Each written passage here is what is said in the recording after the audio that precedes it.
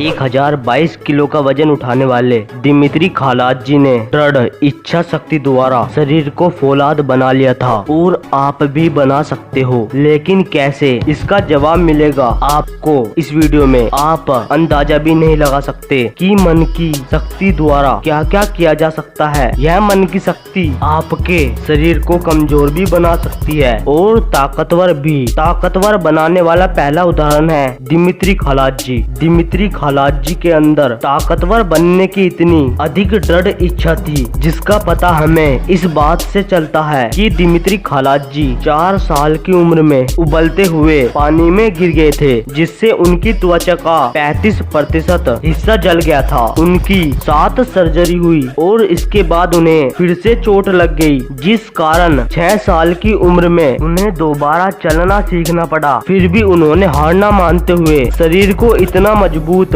और ताकतवर बनाया कि आज उनके नाम हाथों से कील ठोकने, लोहे की रोड मोड़ने जैसे 63 वर्ल्ड रिकॉर्ड हैं। खालाजी घोड़े, ऊंट और भैंस को उठाकर चल सकते हैं। कीलों के आसन पर लेटकर शरीर पर भारी भारी पत्थर रखवाकर तुड़वा सकते हैं। यही कारण है उन्हें हल्क भी कहा जाता है। देखो, एक सड़क कूटने वाला सारा दिन सड़क कूटता रहता है, फिर भी वह व्यायाम करने वाले की अपेक्षा कमजोर ही होता है, क्योंकि वह सड़क उधर पूर्ति के लिए तोड़ रहा है और व्यायाम करने वाला व्यायाम हष्ट पुष्ट और ताकतवर बनने के लिए मन से किया गया थोड़ा व्यायाम भी ज्यादा ताकत देता है और बिना मन के किया गया ज्यादा व्यायाम भी थोड़ी ताकत। इसलिए व्यायाम जब भी करे पूरे मन के साथ करे। अगर आप केवल इच्छा शक्ति का प्रयोग करके ताकतवर बनना चाहते हैं तो आप यूजन सैंडो या दिमित्री खालाजी जितने ताकतवर तो बन सकते हैं, लेकिन राममूर्ति जी की तरह बलवान बनने के लिए आपको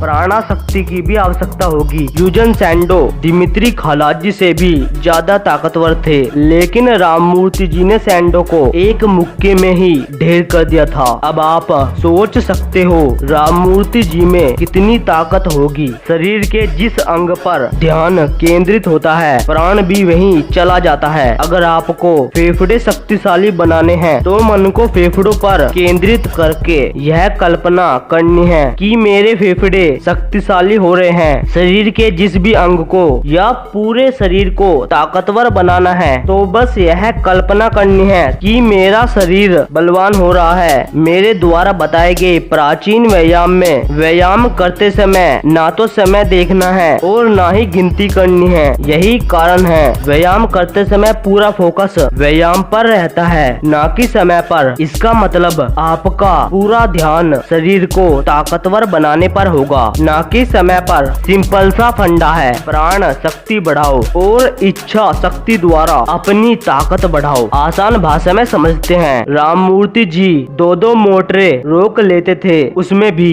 इच्छा शक्ति का प्रयोग किया जाता था। जब मोटर कार चलती थी तो राममूर्ति जी पहले कुंभक लगा लेते थे और इच्छा शक्ति द्वारा प्राण को छाती और भुजाओं में भरकर मोटर रोक लेते थे। यही है प्राणा विद्या, जो इच्छा द्वारा कंट्रोल की जाती है। मन की शक्ति द्वारा मनुष्य ताकतवर भी हो सकता है और कमजोर भी। कमजोर कैसे होता है यह जान ले। ताकतवर होने के विषय में तो मैं बता ही चुका हूँ। मान लो आपकी जमा पूंजी है 50 लाख रुपए और मैं 12 का सामान लगाकर आपसे आपकी सारी जमा पूंजी छीन लूं तो क्या होगा? या तो आप बहुत ही अधिक बीमार रहने लगेंगे या फिर शायद आपकी मौत हो जाए। मैंने आपके शरीर को नुकसान थोड़े ही पहुंचाया। यही है मन की शक्ति। ताकतवर बनना है तो ताकतवर लोगों को पढ़ो, उनका अनुसरण करो और यह विश्वास रखो मैं ताकतवर बन सकता हूँ, और